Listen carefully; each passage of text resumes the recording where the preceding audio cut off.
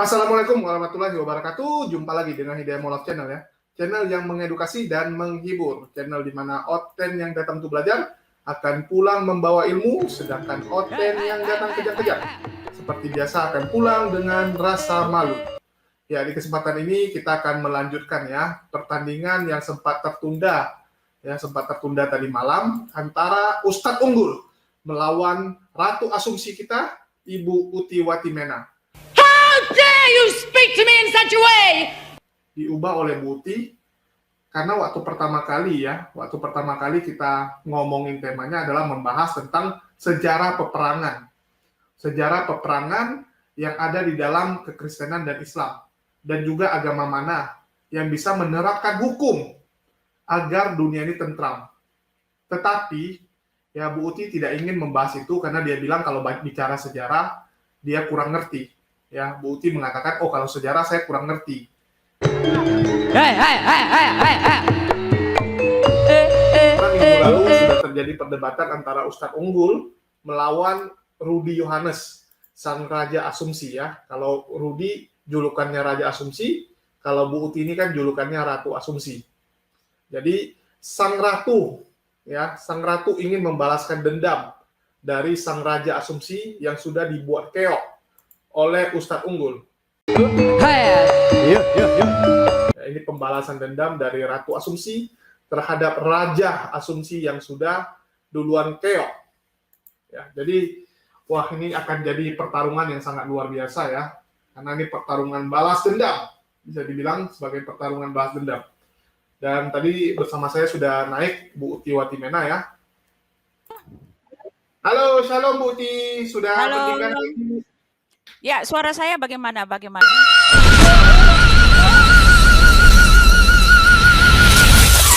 Jadi yang perlu kita ingat adalah di dalam Islam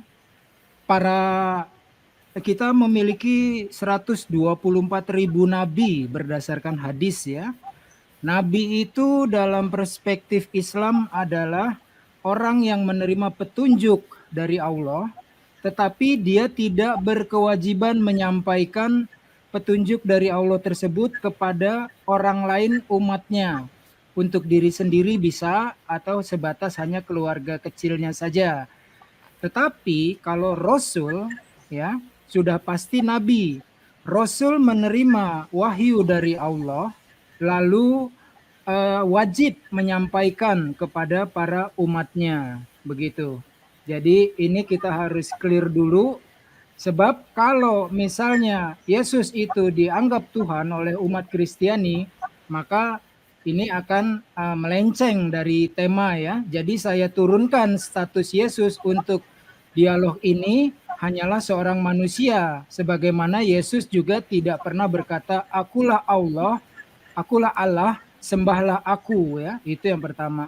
Terus Yohanes 17:3 juga Yesus menunjuk kepada Bapanya Allah Bapa bahwa dialah satu-satunya Allah yang benar dan Yesus hanya seorang utusan. Jadi begitu dulu, nanti kita melebar. Silahkan, itu opening saya. Stand. Ya, Rasul itu sebetulnya kata Rasul itu adalah spesifikasi untuk murid-murid Yesus ya. Boleh Tuhan ngumpet-ngumpet kucing-kucingan. Kata Rasul inilah ya celakanya terjemahan dari Bible. Rasul itu diambil dari bahasa Arab, yaitu artinya utusan. Lalu pengangkatannya tidak dengan seperti pengangkatan seorang gubernur misalnya. Bisa dilihat dari pewahyuan dan apa yang diajarkannya. Paulus sendiri mengklaim dirinya seorang rasul, tetapi tidak pernah bertemu Yesus, apalagi bertemu Allah Bapa, sehingga dia mengangkat dirinya sebagai rasul. Kata anak Allah, banyak anak Allah di dalam Gospel Bible ya. Daud anak Allah, Efraim anak Allah, banyak sekali. Jadi bukan masalah Yesus ngomong aku anak Allah lalu disalib, enggak gitu. Anak Allah ada banyak. Jadi kembali lagi ke masalah terjemahan. Pertanyaan saya sekarang, Sulaiman nabi apa bukan, Bu Uti?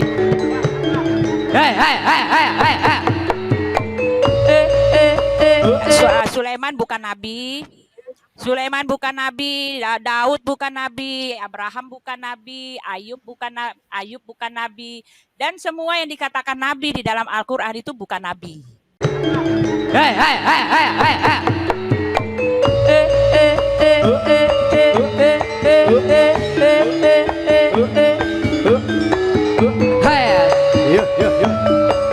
Contohnya Abraham itu bukan nabi, tidak ada pengutusan dia untuk menjadi nabi, sama sekali tidak ada. Tetapi dia adalah bapa orang beriman, karena imannya dia diperhitungkan, dianggap sebagai nabi gitu loh. Daud pun begitu, ya. Daud itu adalah raja, ya, silakan baca di dalam Alkitab kami, dia adalah raja.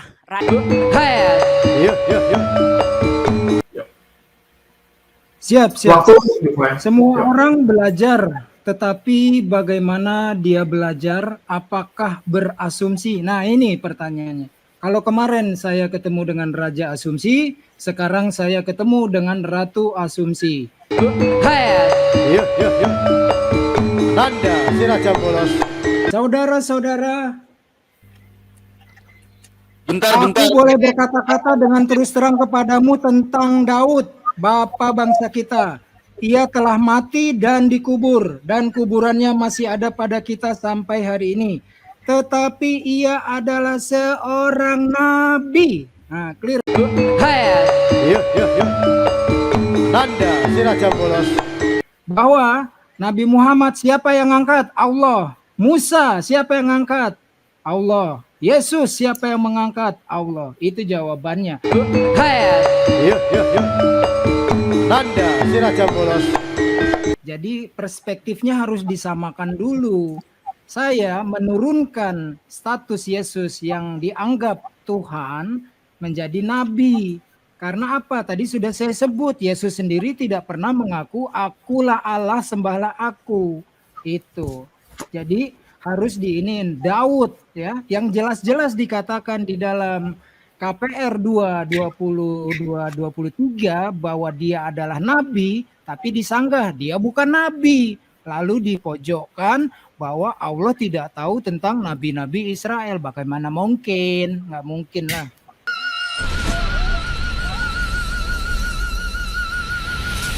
Gini Bu, kalau jujur, kalau mau bilang cari penonton, oke, saya bisa lanjutkan. Ini bisa saya lanjutkan untuk cari Saya penonton. nggak Tapi cari penonton, ya saya sudah. cari edukasi, Bu. Saya cari edukasi, Ya, tunggu. sekarang Saya di sini ingin mengedukasi penonton, bukan untuk mutar-mutar. Kita nggak butuh mutar-mutar. Itulah saya bilang, Bu Uti ini seorang guru nggak? Guru. Bu Uti ini seorang pendebat nggak? Pendebat. Memangnya guru sama pendebat nggak boleh?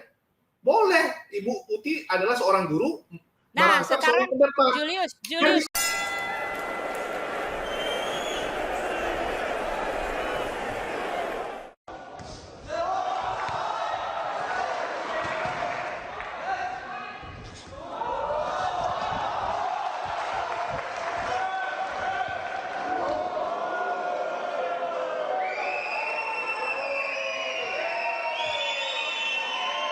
Sekarang saya mau tanya, mutar-mutarnya di saya di mana?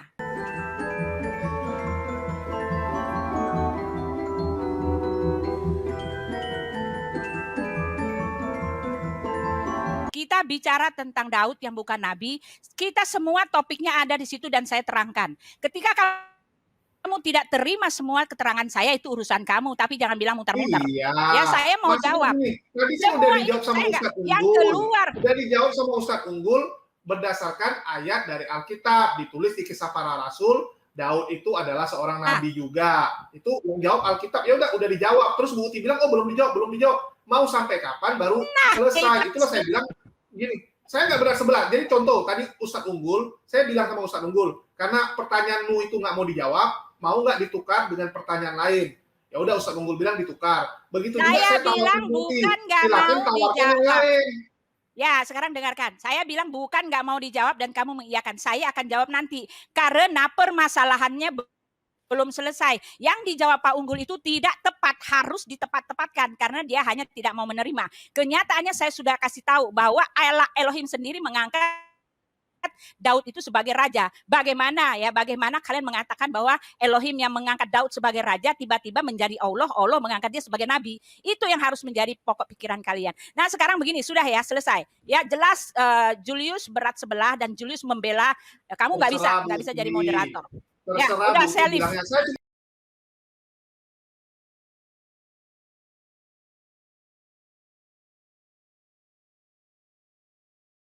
Kan bilang gini, kalau mau silakan pertanyaan yang lain, silakan nanya yang lain. Kalau nggak mutar-mutar, nggak akan selesai sampai kiamat. Padahal di kitab para rasul ditulis dia itu raja. Jadi kitab para rasul itu berbohong dong. Kan itu aja. Ya contoh nih, Bu Uti kita tahu dia guru bahasa Inggris. Tiba-tiba ada anaknya bilang, oh ini mama saya gitu. Apakah anak kecil itu berbohong? Ya udah kalau bilang berbohong silakan gitu. Jadi ini aneh sekali ya. Udah saya bilang kayak contoh tadi Ustadz Unggul bertanya tentang Nuh, Bu Uti nggak mau jawab. Ya udah saya bilang Ustadz Unggul mau nggak kasih pertanyaan lain? Mana tahu kalau dikasih pertanyaan lain, Bu Uti mau jawab. Seharusnya Bu Uti juga melakukan hal yang sama. Jangan mutar-mutar sampai kiamat nggak akan selesai.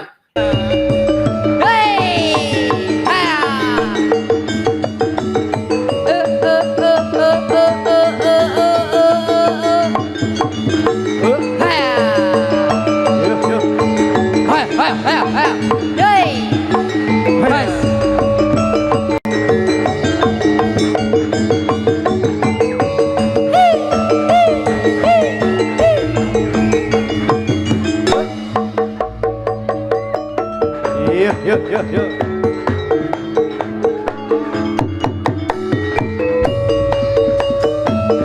Nabi dan Rasul orang yang mulia. Gak pernah itu sejarahnya Allah gelap mata milih Nabi sembarangan. Ya, saya makanya nggak mau. Saya udah duga Bu Uti pasti akan nolak Yesus sebagai Nabi. Ini kan dalam perspektif saya orang Islam. Ini malah tambah parah. Allah nggak tahu nabi-nabi. Semua nabi yang disebutkan dalam Al-Quran adalah salah. Waduh, ini kan nggak boleh begitu. Silahkan Unggul kalau itu keyakinanmu berdasarkan Al-Quran. Keyakinan saya begini, saya akan menghormati orang kalau sudah bicara iman. Tapi kan ini tujuan akademis, topiknya apa, bagaimana. Lalu tadi saya mau berharapnya kita membahas tentang Nabi, itu akan saya bawakan itu, Nabi Nuh difitnah ya. Saya nggak percaya Nabi Nuh berkelakuan buruk, nabi-nabi berkelakuan, tapi difitnah dalam penulisan Bible. Nabi Nuh mabuk telanjang. Lalu Nabi Lut melakukan incest, menghamili 2 putri kandungnya. Ini fitnahan ini akan saya jawab dengan Al-Quran. Lalu Nabi Daud berzina dengan istri tetangga sampai hamil. Suaminya dibunuh. Ini saya bantah dengan Al-Quran. Nabi Harun atau Aaron, pendampingnya Musa, difitnah memimpin gerakan penyembahan berhala. Akan saya jawab dengan Al-Quran. Lalu Nabi Sulaiman melakukan kesyirikan menyembah berhala. Akan saya jawab dengan Al-Quran. Nabi Ayub yang terkenal dengan the job's patience. Bu Uti ngerti nih bahasa Inggrisnya. Kesabaran Nabi Ayub yang sangat luar biasa. Tetapi difitnah di dalam Bible beliau menghujat Allah, menggerutu Allah. Saat senang dia puja-puji Allah, saat dicoba dia menggerutu, blasphemy kepada Allah. Ini akan saya jawab ini fitnahan ini dengan Al-Quran. Lalu Yesus juga berdosa. Ini saya baca dari Bible-nya sendiri, Gospel-nya sendiri, maaf. Tapi apakah ini maunya saya? Bukan. Saya diajarkan oleh Al-Quran, diajarkan oleh Rasulullah Muhammad SAW untuk mengimani nabi-nabi, rasul-rasul. Bukan untuk memfitnah-fitnah. Al-Quran membela Yesus bukan anak zina. Maria, Bunda Maria, maminya Yesus adalah perawan suci. Itu dibela oleh Al-Quran. Jadi topiknya pun saya udah ngerti ini. Bahwa Bu Uti hanya akan menuju kepada Nabi Muhammad untuk kalian hujat, untuk kalian fitnah. Dan fitnahannya pun sudah basi. Jadi tolonglah. Jangan kita saling menghujat. Islam di dalam Al-Quran, ya, itu Al-Quran adalah batu uji, menguji kebenaran mana yang firman Tuhan, mana yang firman wartawan. Lalu sebagai pengkoreksi kitab-kitab terdahulu, apa yang dikoreksi? Pena-pena kotor yang mengganti-ganti, merubah-rubah, menambah, menyisipkan, membuang. Sehingga mereka berkata, ini dari Tuhan, padahal dari pena mereka sendiri, itu arahnya saya mau ke situ.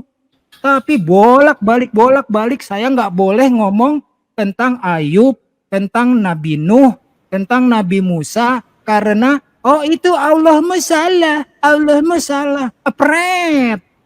Udah gitu aja, mohon maaf kalau ada kata-kata yang menyinggung, ini mari kita coba untuk berakademis ya. Saya orang yang paling santun dari semua debater, tetapi juga saya akan mengaum ketika orang menghujat Nabi Muhammad SAW.